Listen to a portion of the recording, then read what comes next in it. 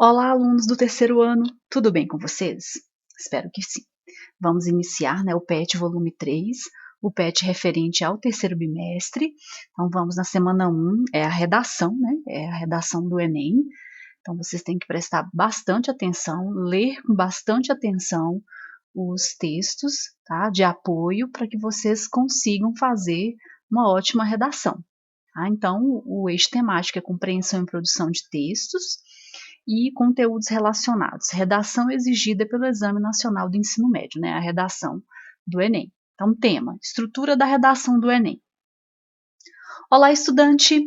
A animação para começar mais um bimestre está lá em cima? Se não está, anima aí, pois vamos estudar conteúdos super importantes, tá bom?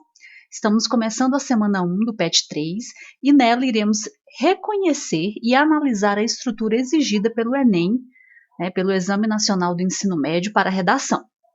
Nós já sabemos da existência da redação da prova do Enem, mas muitas pessoas ainda têm dúvidas sobre a estrutura desse gênero. A grande maioria dos textos segue uma estrutura básica que contém introdução, desenvolvimento e conclusão, É o começo, meio e fim. A redação do Enem também precisa apresentar essas três partes. O que a difere de outros textos é que cada uma delas precisa de elementos específicos, os quais veremos já já. Caso nos esqueçamos de alguma dessas partes, podemos perder pontos na competência 2 da prova, que avalia o desenvolvimento do tema dentro dos limites estruturais do texto dissertativo argumentativo, Então, a competência 2 é compreender a proposta de redação e aplicar conceitos das várias áreas de conhecimento para desenvolver o tema, dentro dos limites estruturais do texto dissertativo argumentativo em prosa. Então, se vocês não conhecem o texto dissertativo argumentativo, se vocês não conseguem aplicar o texto na forma do texto dissertativo argumentativo, se vocês não conseguem colocar a redação do Enem na forma do texto dissertativo argumentativo, vocês vão perder nota na competência 2. Então, bom, agora precisamos saber como são estruturadas essas partes, não é? Então, vamos lá. Introdução. Então, introdução. E aí, o que tem nessa introdução? É a parte que apresenta o assunto e o posicionamento do autor. Ao posicionar-se, o autor formula uma ideia principal ou uma tese do texto. Uma boa introdução é caracterizada basicamente pela clareza e delimitação dos assuntos expostos e pela orientação e encaminhamento do leitor ao assunto que será desenvolvido no decorrer do texto. Portanto, a introdução da sua redação para Enem deve apresentar o assunto, o tema da redação, além da sua tese, o seu posicionamento acerca do tema que será discutido. Então, a primeira parte aí do seu texto dissertativo argumentativo é a introdução. Então, você tem que apresentar o seu assunto. Você tem que na introdução, apresentar o tema da sua redação, a sua tese, qual que é o seu ponto de vista, qual que é o seu posicionamento acerca do assunto que será discutido no decorrer do texto. Então, vocês têm que ser claros, Não adianta falar muita coisa a respeito do assunto sem que seja de forma clara. Vamos ver o trecho de uma redação nota 1000 no Enem, cujo tema era os desafios para a formação educacional de surdos no Brasil. Percebe-se que, no Brasil, os deficientes auditivos compõem um grupo altamente desfavorecido no tocante ao processo de formação educacional, visto que o país enfrenta uma série de desafios para atender a essa demanda. Nesse contexto, torna-se evidente a carência de estrutura especializada no acompanhamento desse público, bem como a compreensão deturpada da função social deste. Então, vocês viram que essa introdução, introduziu o assunto, o tema, que é os desafios para a formação educacional de surdos no Brasil, Colocou o termo deficientes auditivos, colocou que eles sofrem, uma série de desafios, e por quê? Porque tem uma carência, de estrutura especializada no acompanhamento desse público. Então, com poucas palavras, a pessoa apresentou o assunto, apresentou o tema, apresentou sua tese. Então, poucas palavras. Não adianta escrever muito, né? Tem que ser claro, tem que usar uma linguagem mais clara, né? Para você conseguir fazer com que quem vá corrigir a sua redação entenda, né? Vamos lá. Por este exemplo, podemos visualizar em negrito a apresentação do tema, do assunto do texto e, em sublinhado, a apresentação da tese do ponto de vista do leitor acerca do assunto. Né? Não tem a parte sublinhada, mas quando ele coloca, né, nesse contexto, torna-se evidente a carência da estrutura especializada no acompanhamento deste público. Ele coloca, né, o que ele acha, né, que acontece, por que acha que acontece essa falta de acompanhamento, né, do deficiente auditivo. Desenvolvimento. Agora nós vamos trabalhar o desenvolvimento. Então, a primeira parte é a introdução, agora o desenvolvimento. Essa parte é essencial para a sua redação, por isso deve-se ter muita atenção para produzi-la. Eu te aconselho a deixar 2 parágrafos para o desenvolvimento. Então, você deixa um parágrafo para a introdução e 2 parágrafos para o desenvolvimento. Por se tratar de um trecho mais complexo e que precisa de mais linhas para ser desenvolvido, aqui você deverá mostrar ao leitor que o seu ponto de vista a respeito do tema é coerente e deve tentar convencê-lo de que é o certo. Né? Você não pode colocar coisas muito fora do contexto, né? Fora da realidade, porque você tem que convencer o leitor de que você está correto, né? De que o seu ponto de vista é o certo. Para isso, você deverá elaborar argumentos consistentes e outra coisa, você precisa conhecer do assunto, né? Porque a gente não consegue debater,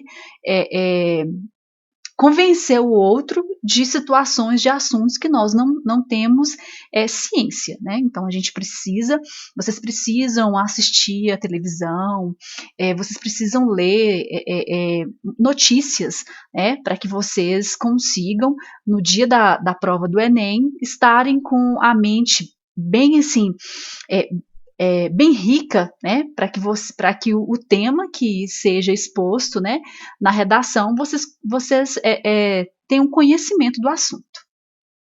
Além disso, né, selecionar, relacionar e organizar fatos, informações e opiniões para enriquecer a sua produção é crucial. É necessário ainda que você coloque conhecimentos do seu repertório sociocultural, mas isso é um assunto que veremos em outra semana ainda neste PET. E a última parte, né? Primeira parte, introdução, 1 parágrafo, segunda parte, desenvolvimento, 2 parágrafos, e a terceira parte, a conclusão. O parágrafo final do texto é responsável por concluí-lo. A conclusão é o momento em que você deve retomar a sua tese, né? Voltar no seu ponto de vista, demonstrando para o leitor o seu parecer final sobre aquilo que você discutiu e os argumentos que apresentou. Além disso, é comum que na redação do Enem a proposta de intervenção esteja na conclusão. Lembrando que elaborar a proposta de intervenção para o problema abordado, respeitando os direitos humanos, é critério obrigatório avaliado pela competência 5. Vamos ver um trecho que ilustrará como você pode redigir sua conclusão. Antes de ler esse trecho. A competência 5, né? Nós temos 5 competências de correção da redação do Enem. Competência 1, que é demonstrar domínio da modalidade escrita formal da língua portuguesa. Competência 2, já foi falado. Competência 3, selecionar, relacionar, organizar e interpretar informações, fatos, opiniões e argumentos em defesa de um ponto de vista. Competência 4, demonstrar conhecimento dos mecanismos linguísticos necessários para a construção da argumentação. E a competência 5, elaborar proposta de intervenção para o problema abordado que respeita os direitos humanos. Então, a gente nunca pode fugir, né, do respeito, né, de cumprir os direitos humanos. Então, vamos à leitura do trecho aí, que seria uma conclusão. Logo, portanto, contudo, inicia aí com essas palavrinhas, com essas conjunções. Logo, é necessário que o Ministério da Educação, em parceria com instituições de apoio ao surdo, proporcione a estes maiores chances de se inserir no mercado, mediante a implementação do suporte adequado para a formação escolar e acadêmica desse indivíduo, com profissionais especializados em atendê-lo, a fim de gerar maior igualdade na qualificação e na disputa por emprego. Então, finalizou o seu texto, né, colocando seu ponto de vista, qual que seria aí a proposta de intervenção, né, que o Ministério Público, Ministério da Educação, em parceria com instituições de apoio ao surdo, né, proporcione maiores chances de se inserir no mercado de trabalho. Então, o autor dessa redação, né, ele colocou aí a sua proposta de intervenção, né, para resolver o problema abordado, que são os desafios, né, do deficiente auditivo na educação no Brasil. Então, bem elaborada a redação, né?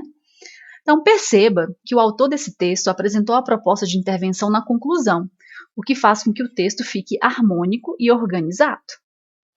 Agora vamos à atividade? Agora que você já conhece uma estrutura para redigir a redação, vamos produzir uma?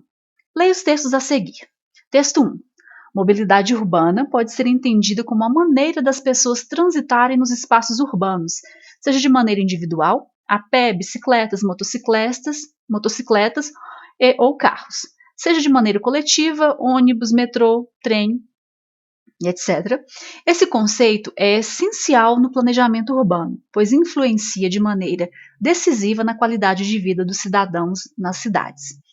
Por se tratar do direito de ir e vir das pessoas, a mobilidade urbana está diretamente ligada ao processo de urbanização das cidades. Esse processo teve sua acentuação com a chegada das grandes indústrias no Brasil, em meados da década de 1930.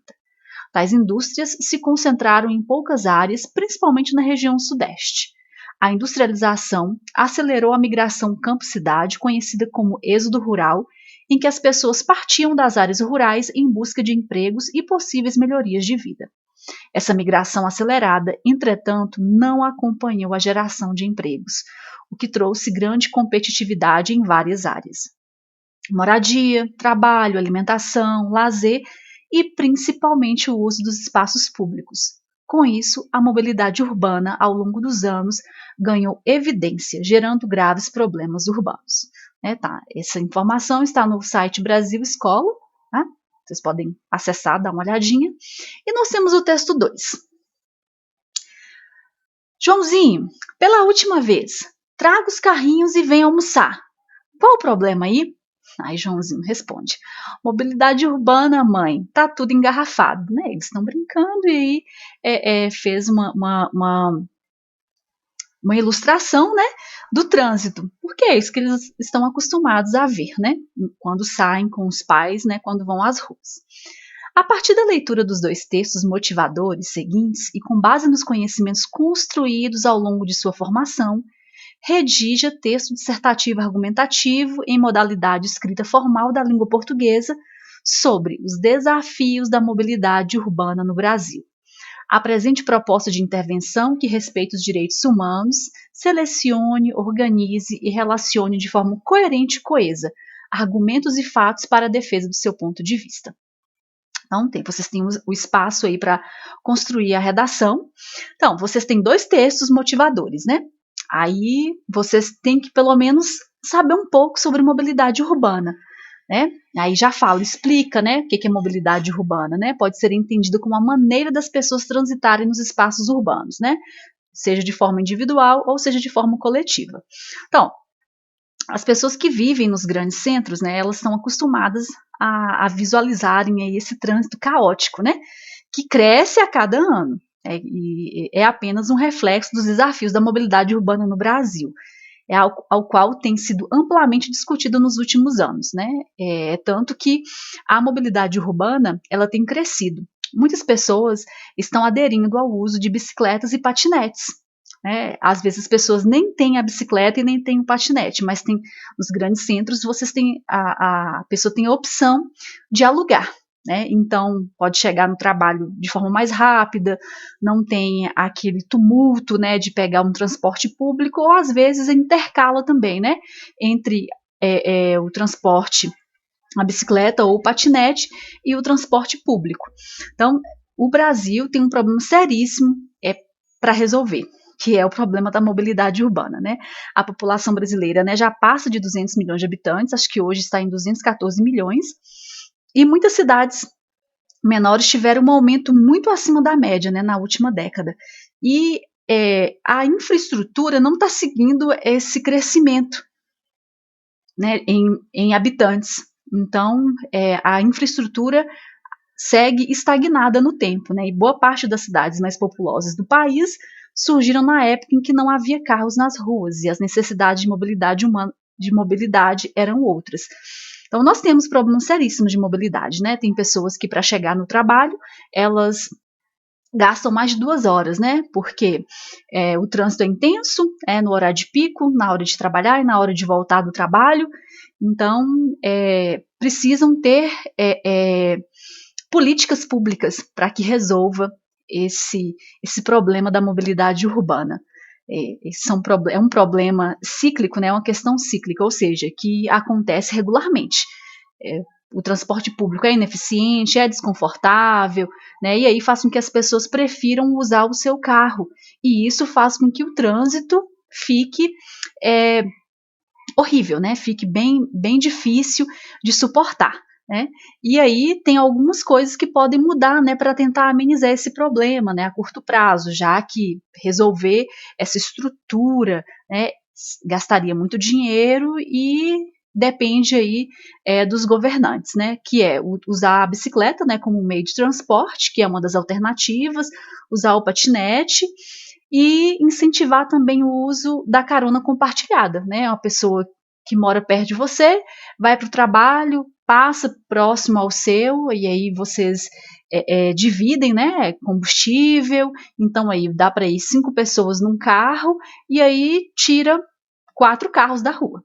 Então vocês têm que entender um pouco sobre esse assunto, para vocês conseguirem desenvolver o tema que está sendo pedido, né, para vocês desenvolverem o tema que é os desafios da mobilidade urbana no Brasil. Não se esquecendo, introdução, desenvolvimento, 2 parágrafos e a conclusão, onde vocês vão colocar aí a proposta, né, de intervenção para resolver o problema, né, dos desafios da mobilidade urbana no Brasil.